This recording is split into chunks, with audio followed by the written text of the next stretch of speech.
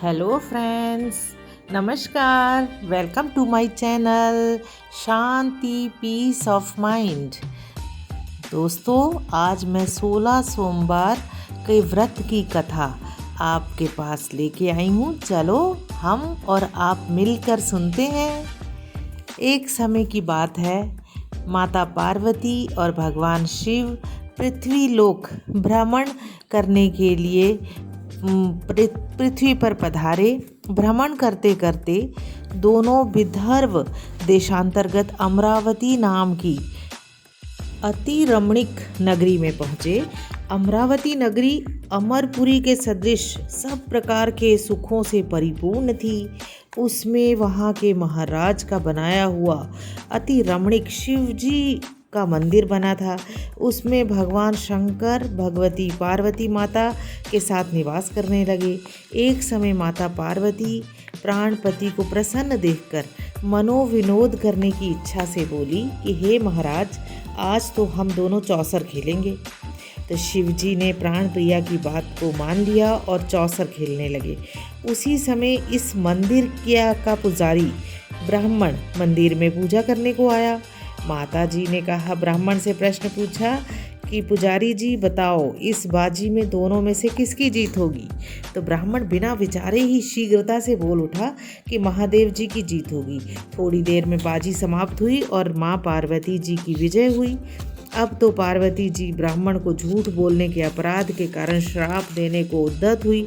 तब महादेव जी ने पार्वती जी को बहुत समझाया, परंतु उन्होंने ब्राह्मण को कोढ़ी होने का श्राप दे दिया। कुछ समय बाद पार्वती जी के श्रापवश पुजारी के शरीर में कोढ़ पैदा हो गया। इस प्रकार पुजारी अनेक प्रकार से दुखी रहने लगा। इस तरह से कष्ट भोगते भोगते जब बहुत दिन हो गए तो देवलोक की अप्सराएं शिवजी की पूजा करने उसी मंदिर में पधारी और पुजारी के कष्ट को देखकर बड़े दया भाव से उन्होंने रोगी होने का कारण पूछा। पुजारी ने निसंकोच सब बातें उनसे कह दी। वे अप्सराएं बोली, हे पुजारी, अब तुम अधिक दुखी मत होना। भगवान शिव जी तुम्हारे कष्ट को दूर कर देंगे। तुम सब बातों में श्रेष्ठ 16 सोमवार व्रत भक्ति भाव से करो। तब पुजारी जी अप्सराओं से हाथ जोड़कर विनम्र भाव से 16 सोमवार व्रत की विधि पूछने लगे। अप्सराएं बोली कि सोमवार को भक्ति के साथ व्रत करें, स्वच्छ वस्त्र पहनें, आधा सेर गेहूं का आटा लें, उसमें 3 अंग बनाएं और घी और गुड़ डालें। दीप, नैवेद्य और पुंगी फल, बेल पत्र, जनेऊ का जोड़ा, चंदन, अक्षत, पुष्प आदि के द्वारा प्रदोष काल में भगवान शिव जी की विधि से पूजन करें।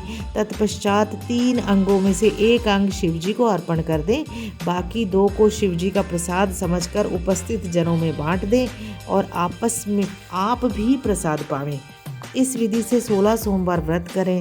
तत्पश्चात 17वें सोमवार को दिन पाव सेर पवित्र गेहूं के आटे की बाटी बनावें। तदनुसार घी और गुड़ मिलाकर चूरमा बनाएं और शिव जी को भोग लगाकर उपस्थित भक्तों में बांटें।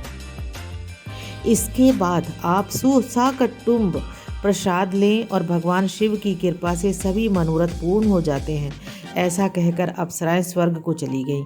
ब्राह्मण ने यथाविधि 16 सोमवार व्रत किया तथा भगवान शिव जी की कृपा से रोग मुक्त होकर आनंद से रहने लगा। कुछ दिन बाद वह फिर शिव जी और पार्वती उस मंदिर में पधारे। तब ब्राह्मण को निरोग देखकर पार्वती ने ब्राह्मण से रोग मुक्त होने का कारण पूछा। तो ब्राह्मण ने 16 सोमवार की व्रत कथा कह सुनाई। सब तो पार्वती जी अति प्रसन्न होकर ब्राह्मण से व्रत की विधि पूछकर व्रत करने को तैयार हुई। व्रत करने के बाद उनको मनोकामना पूर्ण हुई। उनका रूठा हुआ पुत्र स्वामी कार्तिकेय स्वयं माता के आज्ञाकारी हो गए, परंतु कार्तिकेय जी को अपने विचार परिवर्तन का रहस्य जानने की इच्छा हुई और माता से बोले, हे माता जी, आपने ऐसा कौन सा उपाय किया कि मेरा मन आपकी ओर आकर्षित हुआ। तब पार्वती जी ने वही 16 सोमवार व्रत कथा उनको सुनाई। स्वामी कार्तिकेय जी बोले, इस व्रत को मैं भी करूँगा क्योंकि मेरा प्रिय मित्र ब्राह्मण दुखी दिल से परदेश गया है। हमें उससे मिलने की बहुत इच्छा है। कार्तिकेय जी ने भी इस व्रत को किया। उनका प्रिय मित्र मिल गया। मित्र ने इस आकस्मिक मिलन का भेद कार्तिकेय जी से पूछा तो वे बोले, हे मित्र, हमने तुम्हारे मिलने की इच्छा करके 16 सोमवार का व्रत किया था। अब तो ब्राह्मण मित्र को भी अपने विवाह की बड़ी इच्छा हुई। कार्तिकेय जी से व्रत की विधि पूछी और यथाविधि व्रत किया। व्रत के प्रभाव से जब वह किसी कार्यवश विदेश गया तो वहाँ के राजा की लड़की का स्वयंवर था। राजा ने प्रण किया था कि जिस राजकुमार के गले में सब प्रकार श्रृंगारित हाथनी माला डालेगी, मैं उसी के साथ अपनी प्यारी पुत्री का विवाह कर दूंगा। तो शिवजी की कृपा से ब्राह्मण भी स्वयंवर देखने की इच्छा से राज्यसभा में एक ओर बैठ गया। नियत समय पर हथनी आई और उसने जयमाला उस ब्राह्मण के गले में डाल दी। राजा के प्रतिज्ञा के अनुसार बड़ी धूमधाम से कन्या का विवाह उस ब्राह्मण के साथ कर दिया गया और ब्राह्मण को बहुत सा धन और मान सम्मान देकर संतुष्ट किया। ब्राह्मण सुंदर राजकन्या पाकर सुख से जीवन व्यतीत करने लगा। एक दिन राजकन्या ने अपने पति से प्रश्न किया कि हे प्राणनाथ, आपने ऐसा कौन सा भारी पुण्य किया जिसके प्रभाव से हथनी ने सब राजकुमारों को छोड़कर आपको वरण किया। ब्राह्मण बोला, हे प्राण प्रिय, मैंने अपने प्रिय मित्र कार्तिकेय जी के कथनानुसार 16 सोमवार का व्रत किया था, जिसके प्रभाव से मुझे तुम जैसी स्वरूपवान पत्नी प्राप्त हुई। व्रत की महिमा को सुनकर राजकन्या को बड़ा आश्चर्य हुआ। वह भी पुत्र की कामना करके व्रत करने लगी। शिवजी के दया से उसके गर्भ से एक अति सुंदर, सुशील, धर्मात्मा और विद्वान पुत्र उत्पन्न हुआ। माता पिता दोनों उस देव पुत्र को पाकर अति प्रसन्न हुए। उनका लालन पालन भली प्रकार से करने लगे। जब पुत्र समझदार हुआ तो एक दिन अपने माता से प्रश्न किया कि माँ, तूने कौन सा व्रत और तप किया जो मेरे जैसा पुत्र तेरे गर्भ से उत्पन्न हुआ। माता ने पुत्र का प्रबल मनोरथ जान 16 सोमवार व्रत को विधि सहित पुत्र के सम्मुख प्रकट किया। पुत्र ने सब तरह से मनोरथ पूर्ण करने वाले व्रत को सुना तो वह भी राज्याधिकार पाने की इच्छा से हर सोमवार को यथाविधि व्रत करने लगा। उसी समय एक देश के वृद्ध राजा के दूतों ने आकर उसको एक राजकन्या के लिए वरण किया। राजा ने अपनी पुत्री का विवाह ऐसे सर्वगुण संपन्न ब्राह्मण युवक के साथ करके बड़ा सुख प्राप्त किया। वृद्ध राजा के दिवंगत हो जाने पर यही ब्राह्मण बालक गद्दी पर बिठाया गया, क्योंकि दिवंगत राजा के कोई पुत्र नहीं था। राज्य का अधिकारी होकर भी वह ब्राह्मण पुत्र अपने 16 सोमवार के व्रत को करता रहा। जब 17वां सोमवार आया तो विप्र पुत्र ने अपनी प्रियतमा से सब पूजन सामग्री लेकर शिवालय में चलने के लिए कहा, परंतु प्रियतमा ने अपनी उसकी आज्ञा की परवाह नहीं की। दास दासियों द्वारा सब सामग्रियां शिवालय भिजवा दी और आप स्वयं नहीं गई। जब राजा ने शिवजी का पूजन समाप्त किया तब एक आकाशवाणी हुई, हे राजा, अपनी इस रानी को राजमहल से निकाल दे, नहीं तो तेरा सर्वनाश कर देगी। वाणी को सुनकर राजा के आश्चर्य का ठिकाना नहीं रहा और तत्काल ही मंत्रणा गृह में आकर अपने सभासदों को बुलाकर पूछने लगा कि हे मंत्रियों, मुझे आज शिवजी की वाणी हुई है कि राजा तू इस रानी को निकाल दे, नहीं तो ये तेरा सर्वनाश कर देगी। मंत्री आदि सब बड़े विस्मय और दुख में डूब गए, क्योंकि जिस कन्या के साथ राज्य मिला राजा उसी को निकालने का जाल रच रहा है। यह कैसे हो सकता है। अंत में राजा ने रानी की राजमहल से निकाल दिया। रानी दुखी हृदय से भाग्य को कोसती हुई नगर से बाहर चली गई। बिना पद त्राण, फटे वस्त्र पहने, भूख से दुखी धीरे धीरे चलकर एक नगर में पहुंची। वहां एक बुढ़िया सूत काट कर बेचने को जाती थी। रानी की करुण दशा देखकर बोली, चल तू मेरा सूत बिकवा दे, मैं वृद्ध हूँ, भाव नहीं जानती हूँ। ऐसी बात बुढ़िया की सुन रानी ने बुढ़िया के सर से सूत की गठरी उतारी और अपने सर पे रख ली। थोड़ी देर बाद आंधी आई, बुढ़िया का सूत पोटली के सहित उड़ गया। बेचारी बुढ़िया पछताती रह गई और रानी को अपने साथ से दूर रहने को कह दिया। अब रानी एक तेली के घर गई तो तेली के सब मटके शिवजी के प्रकोप के कारण चटक गए। ऐसी दशा देख तेली ने रानी को अपने घर से निकाल दिया। इस प्रकार रानी अत्यंत दुख पाती हुई सरिता के तट पर गई तो सरिता का समस्त जल सूख गया। तत्पश्चात रानी एक वन में गई, जहाँ जाकर सरोवर में सीढ़ी से उतरकर पानी पीने को गई। उसके हाथ से जल स्पर्श होते ही सरोवर का नील कमल के सदृश जल गंदा हो गया। रानी ने भाग्य पर दोषारोपण करते हुए उस जल को पीकर शीतल छाया में विश्राम करना चाहा तो वह रानी जिस पेड़ के नीचे जाती उस पेड़ के पत्ते तत्काल गिर जाते।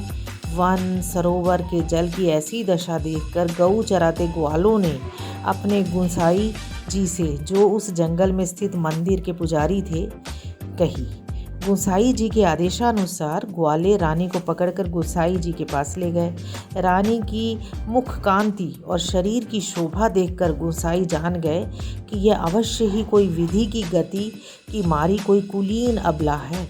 ऐसा सोचकर पुजारी जी ने रानी के प्रति कहा कि पुत्री, मैं तुमको पुत्री के समान रखूँगा, तुम मेरे आश्रम में ही रहो, मैं तुमको किसी प्रकार का कष्ट नहीं होने दूंगा।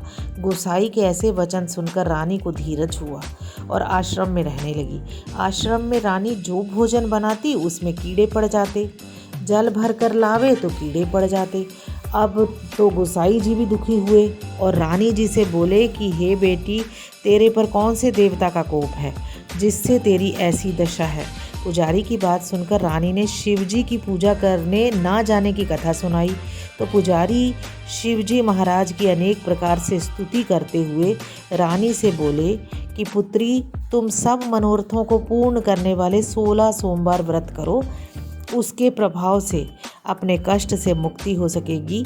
गुंसाई की बात सुनकर रानी ने 16 सोमवार व्रत को किया और 17वें सोमवार को विधि विधान सहित पूजन किया।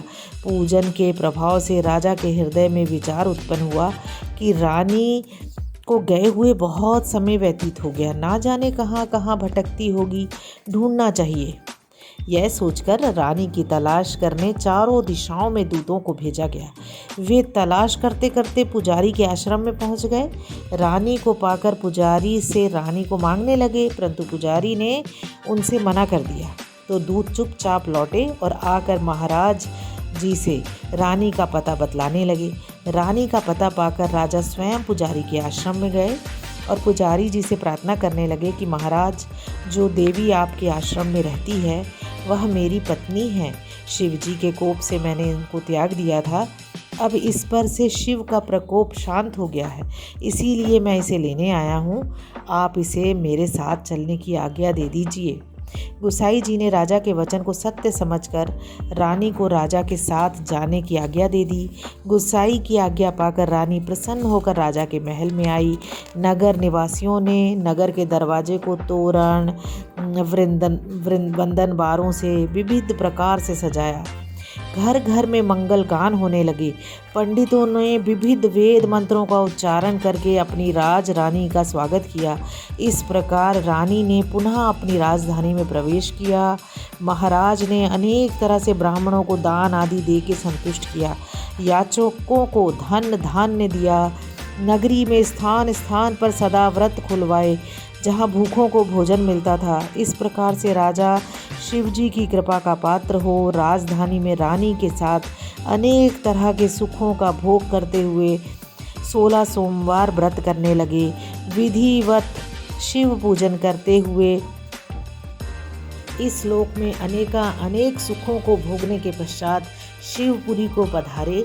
जो मनुष्य मनसा वाचा कर्मणा भक्ति सहित 16 सोमवार का व्रत एवं पूजन इत्यादि विधिवत करता है, वह इस लोक में समस्त सुखों को भोग कर अंत में शिवपुरी को प्राप्त होता है और यह व्रत सब मनोरथों को पूर्ण करने वाला है। जय भोले बाबा।